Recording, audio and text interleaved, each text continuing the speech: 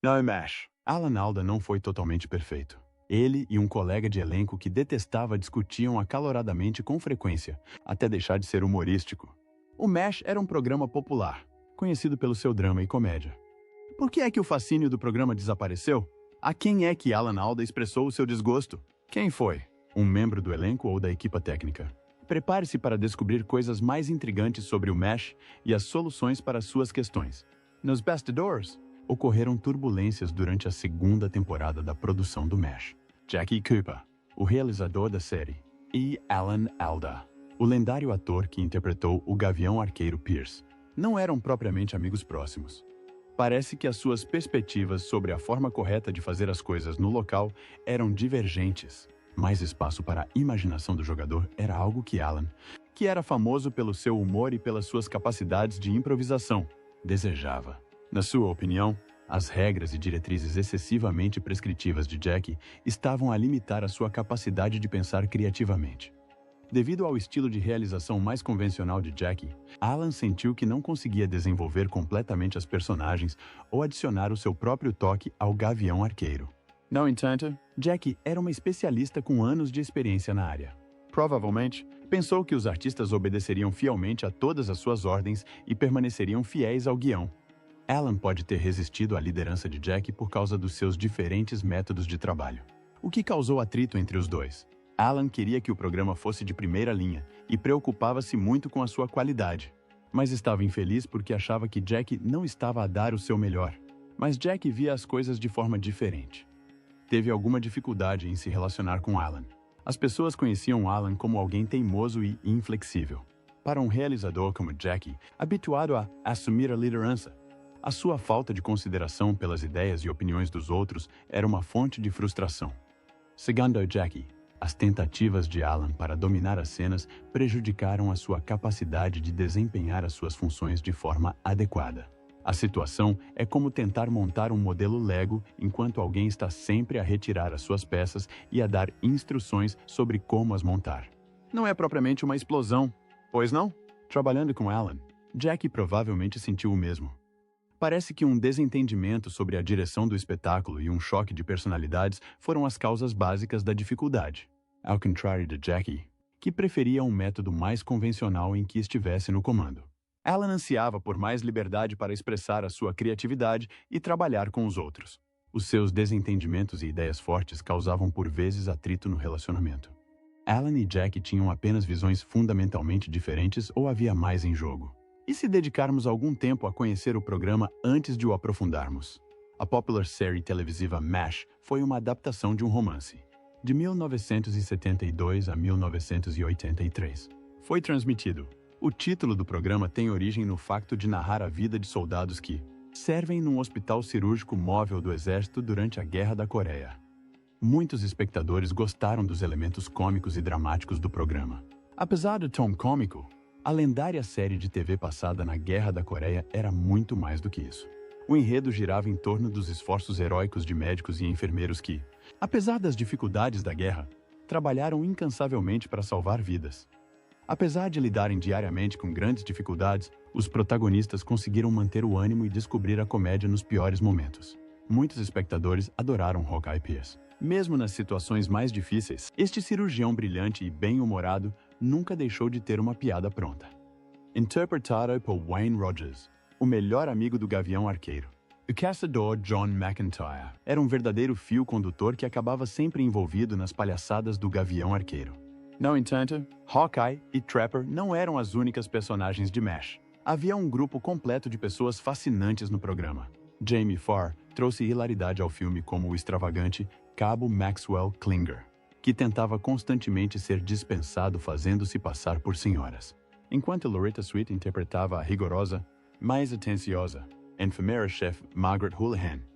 O programa não teria sido o mesmo sem as personalidades distintas e excentricidades de cada personagem. Esse era o ponto de venda exclusivo do MASH. Havia a quantidade certa de drama e comédia. Na MAPC, pode comover-se até as lágrimas ao ver a situação dos feridos ou o sofrimento mental causado pela guerra.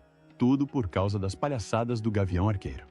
Muitos encontraram significado no programa porque ousou abordar temas pesados e mergulhar em emoções profundas. Apesar do tempo que passou desde o seu último episódio, ainda é amplamente considerada uma das séries de televisão mais acarinhadas de sempre. Uma verdade deliciosa. Porém, que talvez desconheça.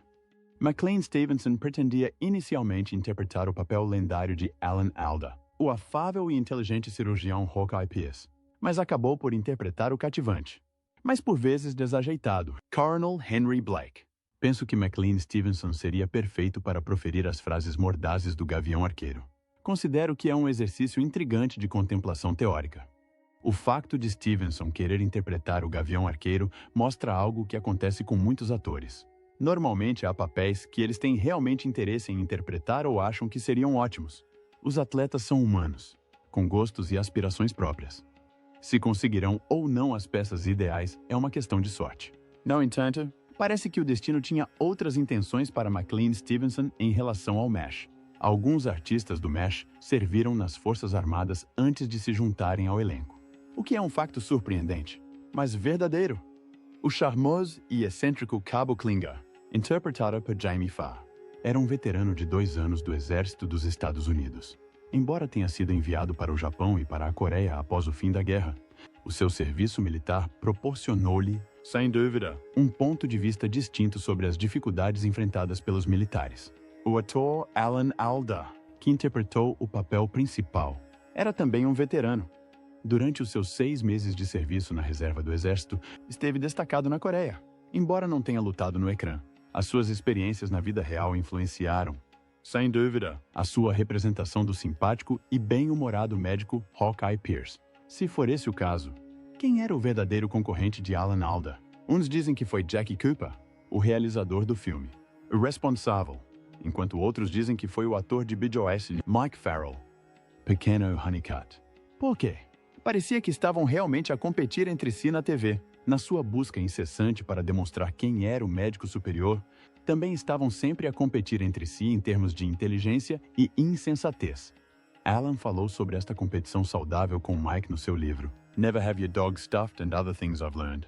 Os dois entravam em disputas ridículas, como ver quem conseguia ficar de pé sobre as mãos mais rapidamente. Foi uma experiência maravilhosa trabalharmos juntos, e tudo foi feito com boa disposição.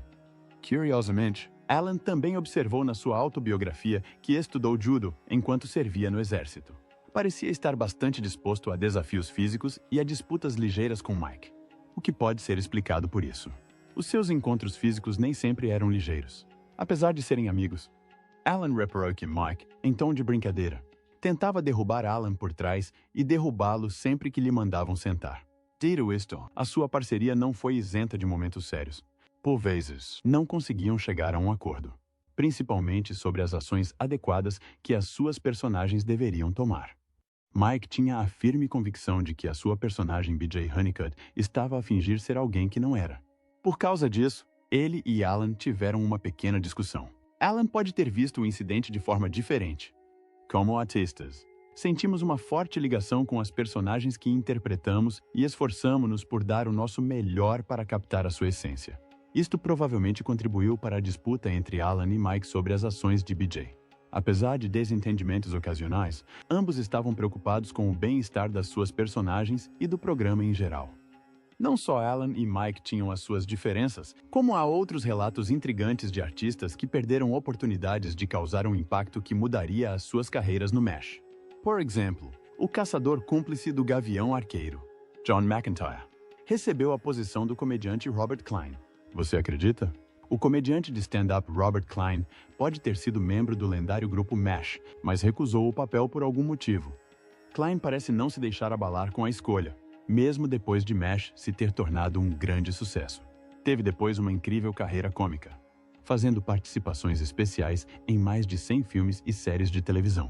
Ele obviamente alcançou o sucesso sozinho, para além da publicidade que adivinha de estar num programa de sucesso como o MASH. O dinâmico ator Wayne Rogers, interpretado pelo caçador John McIntyre, está incluído noutro detalhe interessante do elenco. Quando Wayne entrou para um programa de TV, não assinou um contrato como os outros artistas. Deu-lhe a liberdade de sair do programa quando quisesse, sem se preocupar com implicações legais. Imaginem o choque da equipe do MASH cada vez que Wayne decidia fazer uma pequena escapadela. com uma das personagens principais a aparecer e a desaparecer quando queria. Manter a produção nos carris deve ter exigido um malabarismo sério. Muitos espectadores do MASH adoraram a personagem colorida de Jamie Farr, Klinger. Mas sabia que ele nunca deveria ter um papel regular no programa? Inicialmente, foi escolhido para interpretar um homossexual e só faria uma aparição num episódio. Os produtores, no entanto, optaram por manter Klinger a bordo devido à sua excentricidade cativante e às suas palhaçadas engraçadas, que conquistaram o público. Curiosamente, quando o MASH foi exibido na televisão, a banda sonora das gargalhadas, aquele som característico do público do estúdio a rir em conjunto, começou a diminuir. Não foi uma mudança repentina, mas o riso diminuiu em volume e frequência. O tom e a direção do espetáculo mudaram, tornando-se mais sérios e trágicos. E esta modificação refletiu isso mesmo. Os criadores do MASH pretendiam originalmente que o programa tivesse uma abordagem diferente. Acreditavam que o riso gravado ouvido em algumas comédias, conhecido como riso gravado, não complementava realmente o tom do programa. Quem vê o MASH deve perceber que, apesar dos momentos cômicos, a série aborda temas pesados como o luto e o conflito. Embora a listação do programa, a CBS, discordasse, era uma prática típica naquela época, e precisavam de uma banda sonora para rir. Foi fechado um acordo entre os produtores e a CBS depois de algumas idas e vindas. Embora tenham concordado em manter a banda sonora das gargalhadas, foi-lhes dada permissão para filmar algumas cenas, como as da sala de operações, sem ela. Os produtores, que procuravam uma vibração mais emocional e genuína nestas passagens, conseguiram um pequeno triunfo com isso. A capacidade do público para ouvir as gargalhadas diminuiu à medida que o programa avançava. Embora ainda estivesse lá, era muito menos barulhento e menos utilizado. Esta mudança demonstrou o amadurecimento e a crescente seriedade do MASH à medida que explorava questões cada vez mais profundas. Manteve o seu valor cômico, mas o tom era mais sombrio e sério do que inicialmente. A estreia de MASH, que ocorreu a 17 de setembro de 1972, foi um enorme sucesso. O realizador Gene Reynolds e o argumentista Larry Gelbart foram nomeados para um Emmy pelo seu trabalho na série. Surpreendentemente, Larry escreveu o episódio inteiro em apenas 3 dias. Isto é muito mais emocionante do que completar um relatório de um livro inteiro de uma só vez. O episódio piloto foi, obviamente, excepcional por causa de todos os elogios que recebeu. Tornou-se um clássico estimado, apesar de ter sido escrito à pressa. Mas mesmo assim conquistou-lhe o coração do público. O resto do elenco não sabia da morte iminente do coronel Henry Blake, mas o ator de Hawkeye, Alan Alda, era o único. Imagine-se como um membro do elenco de MASH que, do nada, descobre que uma personagem-chave está a ser abrupta e irrevogavelmente morta. Foi precisamente isso que aconteceu no caso da morte inesperada do coronel Blake. Os outros artistas só descobriram esta reviravolta pouco antes de gravarem a sequência carregada de emoção. Como Blake era uma figura muito querida, deve ter sido chocante para todos. No entanto, reviravoltas inesperadas não foram o único elemento que manteve a intriga de MASH. Atores e atrizes notáveis também fizeram participações especiais no programa. Imagine um Ron Howard prematuro, que protagonizaria Happy Days e American Graffiti, a fazer uma aparição no MASH. Por outro lado, que tal uma aparição da espirituosa Leslie Nielsen, de Airplane e Fode que a polícia vem aí? Patrick Swayze, a carismática estrela de Dirty Dancing, foi mesmo convidado no set de MASH. A adição destes convidados especiais aumentou a audiência já elevada do programa. O facto de o MASH ter persistido durante muito mais tempo do que a própria Guerra da Coreia é outro aspecto surpreendente do conflito. Apesar da curta duração do conflito, o programa foi transmitido durante 11 temporadas. A experiência é semelhante a rever um filme querido, mas com reviravoltas e aventuras diferentes de cada vez. Mais de uma década e 256 episódios depois, MASH continua em força. Alan Alda era um ator multitalentoso, caso não saiba. Nos bastidores, fez muitas coisas diferentes, incluindo realizar 31 episódios e coescrever mais 13.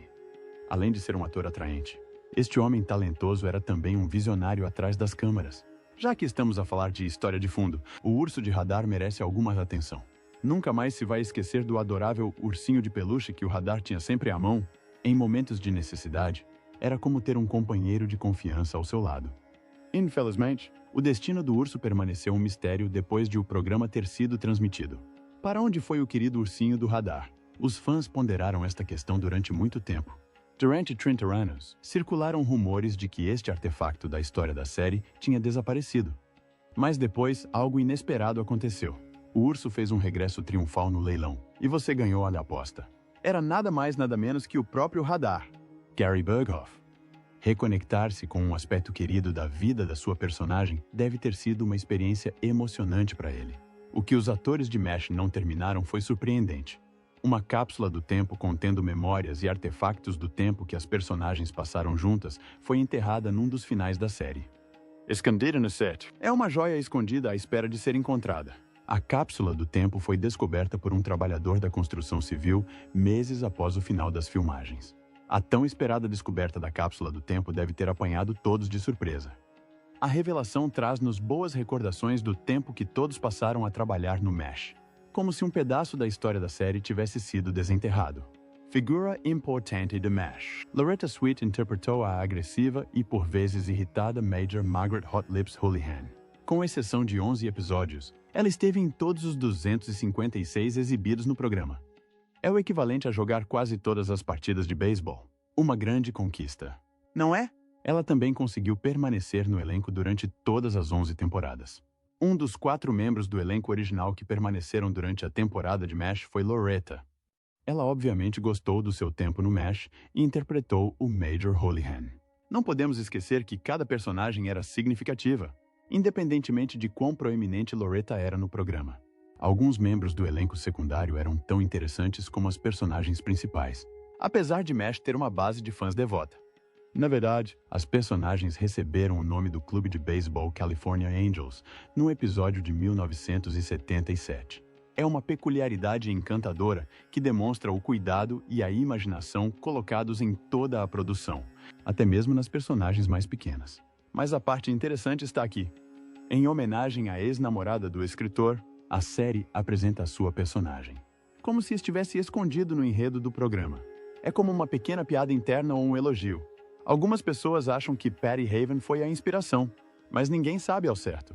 Seja como um gesto gentil ou uma provocação subtil, é um facto intrigante que acrescenta mistério ao passado da série.